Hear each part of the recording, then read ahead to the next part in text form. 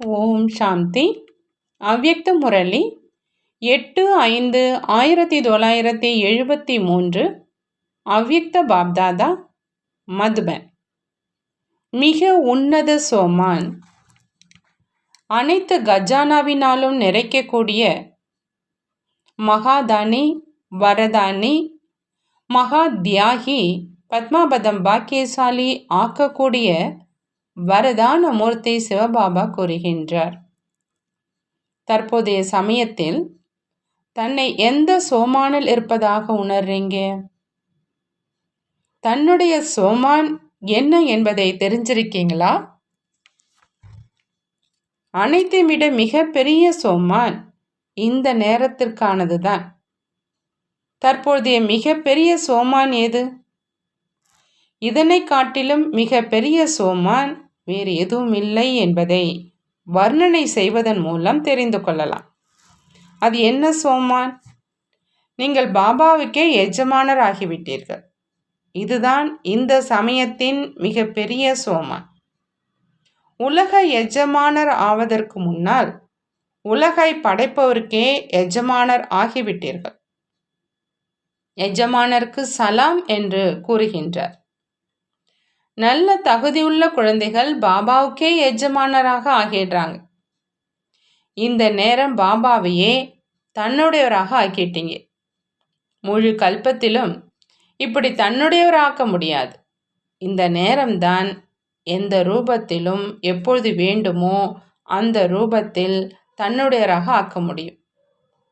பாபா கூட இந்த நேரம் எந்த பந்தனத்தில் இருக்கிறார்? குழந்தைகளின் பந்தனத்தில். படைப்பவரையே பந்தனத்தில் கொண்டு வரக்கூடிய இப்படிப்பட்ட உன்னத சோமானை வேறு எந்த நேரத்தில் அனுபவம் செய்ய போறீங்க? தன்னுடைய சேவைக்காக படைப்பவரையே சேவாதாரி, பாபாவையே அடிமையாக ஆக்கிட்டீங்க இல்லையா? இதுதான் தூய்மையான சோமான். இதுல அபிமானம், அதாவது கர்வம் இருப்பது கிடையாது. எங்கு சோமான் இருக்குதோ அங்கு அபிமானம் இருக்காது. பாபாவை சேவாதாரியாக ஆக்கிட்டீங்க அப்படின்னா அபிமானம் வராது.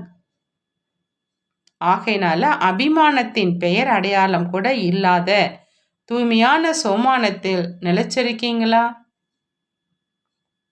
எப்படி பாபா சரி குழந்தை, இனிமையான குழந்தை, உலக எஜமான குழந்தை அப்படின்னு புரிந்து கொண்டு தன்னுடைய தலையின் கிரீடமாக ஆக்குகின்றாரோ அப்படிப்பட்ட தலைகிரீடமான ஸ்திதியில நிலைச்சிருக்கீங்களா? பிராமணர்களுக்கு உயர்ந்த இடம் எங்கு காட்டப்பட்டிருக்கு? தலை உச்சியில இல்லையா? பிராமணர்கள் என்றாலே உச்சி குடுமி, அதாவது பாபாவினுடைய தலை கிரீடம். எப்படி பாபா சதா குழந்தைகளுக்கு சோமானை தந்து தனக்கு சமமாக ஆக்குகின்றாரோ அப்படி நீங்களும் ஒருவருக்கொருவர் சோமானத்தை தந்து பாப் சமான் ஆக்கி கொண்டிருக்கிறீர்களா? இந்த பாபாவிடம் மட்டுமே அடைந்து மற்றவருக்கு வழங்க வேண்டும் என்ற நினைவு இருக்கின்றதா? நீங்கள் ஆத்மாக்களிடம் வாங்கக்கூடாது, அவர்களுக்கு அளிக்கணும். ஒரு பாபாவிடம் மட்டும்தான் வாங்கணும். எதனை அடைஞ்சீங்களோ அதனை வழங்கணும். வள்ளல் இல்லையா? இது சதா நினைவில் இருக்குதா? எங்கு கொடுக்கிறீர்களோ அங்கு அடையணும் அப்படிங்கிற அந்த ஆசை வைக்கிறீங்களா? ஆத்மா மூலமாக அடையக்கூடிய ஆசை வச்சிங்க அப்படின்னா அந்த பிராப்தி எப்படிப்பட்டதாக இருக்கும்? அற்ப காலத்திற்கானதாகத்தான் இருக்கும். அற்ப கால ஆத்மாவிடமிருந்து அற்ப கால பிராப்தி தான் கிடைக்கும். நிரந்தரமான பாபாவிடம் இருந்துதான் சதா கால பிராப்தி கிடைக்கும். எங்கிருந்து அடைய வேண்டுமோ அங்கு அடைஞ்சு கொண்டிருக்கிறீர்களா? எங்கு வழங்க வேண்டுமோ அங்கு வழங்கி கொண்டிருக்கிறீர்களா? அல்லது அவ்வப்பொழுது மாற்றி விடுகின்றீர்களா? ஒருவேளை ஆத்மாவுக்கு கொடுக்கின்றது என்றால் பாபாவிடமிருந்து அடைந்ததுதான் கொடுக்குது இல்லையா? சிறிதளவு கூட ஏதேனும் வாங்க வேண்டும் அப்படிங்கிற அந்த ஆசை இருந்தால் அது தனது சோமானத்திலிருந்து கீழே தள்ளிடும். நீங்கள் பிற ஆத்மாக்களுக்கு பாபா மூலமாக அடைந்த கஜானாவை கொடுக்க நிமித்தமாகும் பொழுது என்ன நினைவிருக்கின்றது? ஆத்மாவுக்கு தன்னுடையது என்று ஏதாவது உள்ளதா என்ன?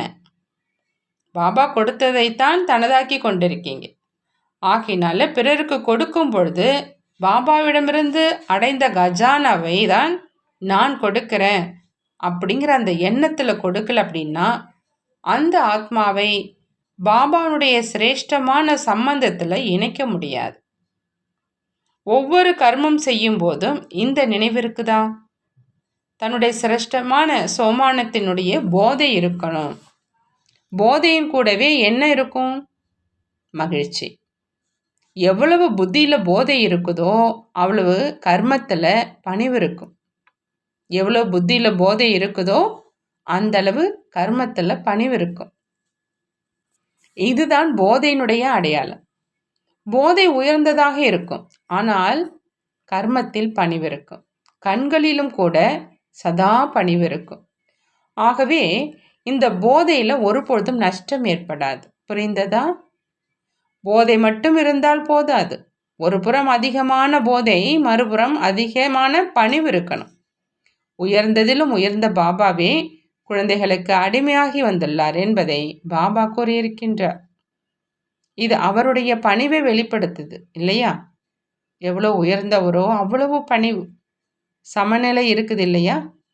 எந்த நேரம் போதையில் இருக்கீங்களோ அந்த நேரம் எதுவுமே தெரியல. உலகையே படைக்கக்கூடிய பாபாவனுடைய எஜமானன் அப்படிங்கிற அந்த போதையில் இருந்தீங்கன்னா அந்த போதையில் இருக்கும் ஆத்மாக்களின் காரியம் எப்படி இருக்கும்? உலக நன்மைக்கான காரியம். அது பணிவு இல்லாமல் நடைபெறாது. பாபா கூட பணிவோடு சேவாதாரி ஆனதால் தான் அவரை தன்னுடையவராக ஆக்கியிருக்கீங்க.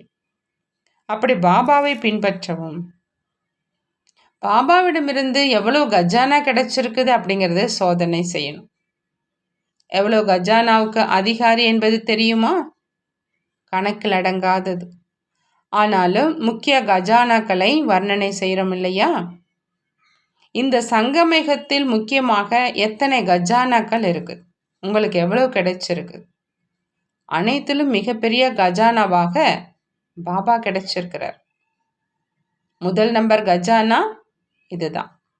யாருக்காவது சாவி கிடைத்து விட்டால் எல்லாமே கிடைத்ததாக ஆகிவிடுது இல்லையா? பாபா கிடைத்து விட்டார் என்றால் எல்லாமே கிடைத்து விட்டது. அதனையும் கூடவே வர்ணனை செய்யணும். ஞானமும் இருக்குது, அஷ்ட சக்திகளும் இருக்குது. ஒவ்வொரு சக்தியும் தனித்தனியாக வர்ணனை செய்யணும். ஏன்னா ஒவ்வொரு சக்தியும் தனித்தனி கஜானாவாக வர்ணனை செய்ய முடியும். பாபாவுடைய குணங்களை வர்ணனை செய்கிறீங்க, அந்த குணங்களை கூட கஜானா ரூபத்தில் வர்ணனை செய்ய முடியும். அதே மாதிரி இந்த விலை மதிப்பற்ற சங்கமயுக சமயம் கூட ஒவ்வொரு வினாடியும் கஜானா. எப்படி கஜானாக்கள் மூலம் பிராப்தி அடைகின்றோமோ அப்படி இந்த சங்கமயுகத்தின் ஒவ்வொரு வினாடியும் கூட பிராப்தி அடைய முடியும். சங்கமயுக சமயம் அனைத்து கஜானாக்களிலும் பெரிய கஜானா. அனைத்து கஜானாக்களையும் ஒரு தட்டிலும் சங்கமயுகத்தின் ஒரு வினாடியை மற்றொரு தட்டிலும் வச்சால் மிக உயர்ந்தது அப்படின்னு சங்கமயுகத்தின் ஒரு வினாடியைத்தான் கணக்கிட முடியும். ஏன்னா இந்த ஒரு வினாடியில தான் சதாகால பிராப்தியை அடைய முடியுது. ஒரு வினாடியில் முக்தி, ஜீவன் முக்திக்கான ஆஸ்தியை அடைய முடியும் அப்படின்னு சொல்லியிருக்காங்க இல்லையா? ஆகையினால ஒரு வினாடிக்கு மதிப்பு இருக்குது. ஆகையினால் சங்கமயுகத்தினுடைய நேரம் என்பது மிக பெரிய கஜானா. நான் இந்த அனைத்து கஜானாக்களையும் எந்த அளவு தாரணை செஞ்சிருக்கிறேன் அப்படிங்கிறது இப்போ சோதனை செய்யணும். சில கஜானாக்களை தாரணை செஞ்சிருக்கிறேன், சில கஜானாக்களை தாரணை செய்யலை அப்படிங்கிற அந்த நிலை இல்லை இல்லையா? எந்த ஒரு கஜானாவும் அரைக்குறையாக இல்லை தானே? குறைவாக இருந்தால் பிராப்தியும் குறைந்துவிடும். அரைக்குறையான பிராப்தியாக இருந்தால் சூரிய வம்சத்துக்கு பதிலாக சந்திர வம்சத்தில் வந்துடுவீங்க. சூரிய வம்சம் அப்படின்னாலே சம்பன்னம் நிறைந்தது. சூரிய வம்சம் அப்படின்னாலே சம்பன்னம், அதாவது நிறைந்தது. எந்த ஒரு விஷயத்திலாவது சம்பனம் இல்லை அப்படின்னா அவங்கள சூரிய வம்சத்தை சேர்ந்தவங்க அப்படின்னு சொல்ல முடியாது. ஆகையினால அனைத்து கஜானாக்களையும் முன்னால் வைத்து நான் இந்த கஜானாக்களை எந்தளவு எதுவரையில் கொண்டு வந்திருக்கிறேன் அப்படிங்கிறத சோதனை செய்யும். சிறிதளவிலேயே மகிழ்ச்சி அடைஞ்சிடக்கூடாது. எந்த கஜானா கிடைச்சிருக்குதோ அதில் மகாதானியாக நான் இருக்கிறேனா, அல்லது அதனை தனக்காகவே வச்சிருக்கின்றேனா என்பதையும் கூட சோதனை செய்யணும். மகாதானியாக இருக்கிறவங்க தன்னுடைய அனைத்தையும் பிறருக்கு கொடுக்குறாங்க. ஆனாலும் அவங்க பிச்சைக்காரர்கள் ஆவது கிடையாது. ஏன் அப்படின்னா, அவங்க எதனை கொடுக்குறாங்களோ அது அவங்களிடம் பல மடங்கு தானாகவே பெருகுது. தூய்மை அப்படிங்கிற அந்த கஜானாவை எத்தனை பேருக்கு தானம் செஞ்சிருக்கிறேன். அதீந்திரிய சுகம் என்ற கஜானாவையும் பாருங்க. அதனை எனக்காக அதிகமாக செலவு செய்கின்றேனா, அல்லது விஸ்வ சேவைக்காக ஈடுபடுத்துகின்றேனா? தன்னுடைய பிராப்தியினை அடைந்து விட்டீர்கள் இல்லையா? ஆனால் இப்பொழுது உலக சேவைக்காக ஈடுபடுத்துவதற்கான நேரம். ஆகையினால சோதனை செய்யணும். தனக்காக ஒவ்வொரு கஜானாவையும் எந்த அளவு பயன்படுத்துகிறேன், பிறருக்காக எந்த அளவு நான் பயன்படுத்துகிறேன். சம்பூர்ண நிலை என்று இதற்கு தான் சொல்லப்படுது. அனைத்து கஜானாக்களையும் பிறருக்காக பயன்படுத்துறீங்களா? ஞான கஜானாக்களை, சக்தியினுடைய கஜானாக்களை தன்னுடைய முயற்சிக்காகவே பயன்படுத்தினால் அதனை சம்பூர்ண நிலை அப்படின்னு சொல்ல முடியாது. இப்போ பிறருக்காக பயன்படுத்த வேண்டிய நேரம். இப்பொழுது வரையில் தனக்காகவே சக்திகளை பயன்படுத்தி கொண்டிருந்தால் பிறருக்கு வரதானியாக, மகாதானியாக எப்பொழுது ஆவீங்க? இப்பொழுது தனக்காக பயன்படுத்தக்கூடாது. அப்படி பயிற்சி செய்யணும். பிறருக்காக பயன்படுத்தி கொண்டே இருந்தால் நாம் காலியாகி விடுவோமா என்ன? எப்படி பாபா தன்னுடைய ஓய்வு நேரத்தை, சரீரத்துக்கு அவசியமான நேரத்தை கூட தனக்காக செலவு செய்யாமல் உலக சேவையில் ஈடுபடுத்தினார். அதுபோல சர்வ சக்திகளையும் கூட உலக நன்மைக்காக பயன்படுத்தினார். தனக்காக பயன்படுத்தலை. அனைவரும் பாப் சமான் ஆக வேண்டும் அப்படின்னா பாப் சமான் இந்த நிலையை தாரணை செய்யணும். பிறருக்கு கொடுக்கும் காரியத்தில் ஈடுபட்டிருக்கீங்க அப்படின்னா எல்லா விஷயங்களிலும் தானாகவே சம்பன்னமாவதை அனுபவம் செய்வீங்க. பிறருக்கு கற்பிப்பதில் தன்னுடைய படிப்பும் தானாகவே ஆகிடுது. நேரம் குறைவாக இருந்தால் 2 பாடத்தையும் ஒரே நேரத்தில் படிப்பது போல ஆகிடுது இல்லையா? ஆகினால நேரம் நெருக்கத்தில் வந்துட்டுருக்கு. பிறருக்கு கொடுப்பதன் கூடவே தனக்காகவும் சேமிங்க. தனக்காக பயன்படுத்தாதீங்க. ஒருவேளை இப்பொழுது வரை தனக்காகவே பயன்படுத்தி கொண்டிருந்தால் விஸ்வ மகாராஜாவாக முடியாது. விஸ்வ மகாராஜா ஆவது தான் நோக்கம் இல்லையா? ஆரம்பத்தில் ஞான கங்கைகள் வழிபட்ட போது அந்த நேரம் சேவையினுடைய விசேஷம் என்னவாக இருந்தது? அந்த நேரத்தில் வெளிப்பட்ட வாரிசுகளுக்கும் இந்த நேரத்தில் உருவாகும் வாரிசுகளுக்கும் ஏன் வேறுபாடு இருக்குது? சேவை அதிகமாக நடந்து கொண்டு இருக்குது. ஆனாலும் வாரிசுகள் அதிகம் தென்படவில்லையே. என்ன காரணம்? விஸ்தாரம் நிறைய இருக்குது. ஆனால் முக்கிய காரணம் என்ன? அந்த காலத்தின் தன்னுடையது என்ற உணர்வில்லாமல் சேவை செஞ்சாங்க. உலக நன்மைக்கான காரியத்தில் அனைத்தையும் கொடுக்கணும் அப்படிங்கிற அந்த பாவனை இருந்தது. ஒரு பாபாவினுடைய பெயரை சொல்பவராகவும் சிக்கனமாகவும், அதாவது எக்கானாமியாக இருந்தாங்க. அனைத்து கஜானாவிலும் சிக்கனமாக இருந்தாங்க. எதையுமே வீணாக்கலை. சமயம், சக்தி எதை அடைஞ்சிங்களோ அதனை பிறருக்கு அளிக்கணும். ஏன்னா விசேஷமாக நிமித்தமாக இருந்தாங்க. அந்த நேரத்தில் நிலை மற்றும் இந்த நேரத்தினுடைய நிலையை ஒப்பிட்டு பாருங்க, எவ்வளோ வேறுபாடு இருக்குது அப்படின்னு. தற்போதைய நிலை என்ன அப்படின்னா, நிலை முதல்ல தன்னுடைய சாதனங்களை பற்றி சிந்திக்கிறாங்க, பிறகுதான் சேவையை பற்றி சிந்திக்கிறாங்க. முதல்ல சாதனம், பிறகுதான் சேவையாக இருக்குது. ஆனால் ஆரம்ப காலத்தில் முதல்ல சேவை, பிறகு சாதனங்கள் கிடைத்தாலும் கிடைக்கவில்லை என்றாலும் சேவைதான் முதல்ல இருந்தது. சாதனங்கள் கிடைத்தால் சேவை செய்யலாம் என்பது எண்ணத்தில் கூட அப்போ கிடையாது. எங்கு எப்படிப்பட்ட சூழ்நிலைக்கு போனாலும் எப்படி ஏற்பாடு செய்யப்பட்டுள்ளதோ சகிப்புத்தன்மையோடு சேவையை வளர வைங்க. இதுதான் மகாதானியினுடைய நிலை. எங்கு எப்படிப்பட்ட சூழ்நிலைக்கு போனாலும் எப்படி ஏற்பாடு செய்யப்பட்டிருக்குதோ சகிப்புத்தன்மையோடு சேவையை வளர வை. இதுதான் மகாதானினுடைய நிலை. தன்னுடைய தியாகத்தின் மூலம்தான் பிறருடைய பாக்கியம் உருவாகுது. யார் தியாகம் செய்யலையோ அவங்க பிறருடைய பாக்கியத்தை உருவாக்க முடியாது. பாபா தியாகம் செஞ்சதால் தான் உங்கள் அனைவருடைய பாக்கியமும் உருவாச்சு. ஆரம்ப காலத்துல தன்னுடைய சுகம் எல்லாத்தையுமே தியாகம் செய்தார். ஆகவேதான் பாக்கியம் கிடைச்சது இல்லையா? இப்போ எவ்வளவு தியாகமோ அவ்வளவு பிறருடைய பாக்கியத்தை உருவாக்கி கொண்டிருக்கீங்க. ஆகையினால வாரிசுகள் மறைந்து விட்டார்கள். எனவே இப்பொழுது அனைத்து சாதனங்கள் இருந்தாலும் அனைத்து பிராப்திகள் இருந்தாலும் சாதனங்களில் வராமல் சாதனையில் இருக்க வேண்டும். இப்பொழுது சாதனங்கள் அதிகம் இருக்குது, சாதனை குறைவாக இருக்குது. ஆரம்ப காலத்தில் சாதனங்கள் குறைவு, ஆனால் சாதனைகள் அதிகமாக இருந்தது.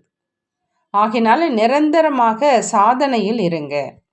அதாவது சாதனங்கள் இருந்தாலும் தியாக மனநிலை வேணும்.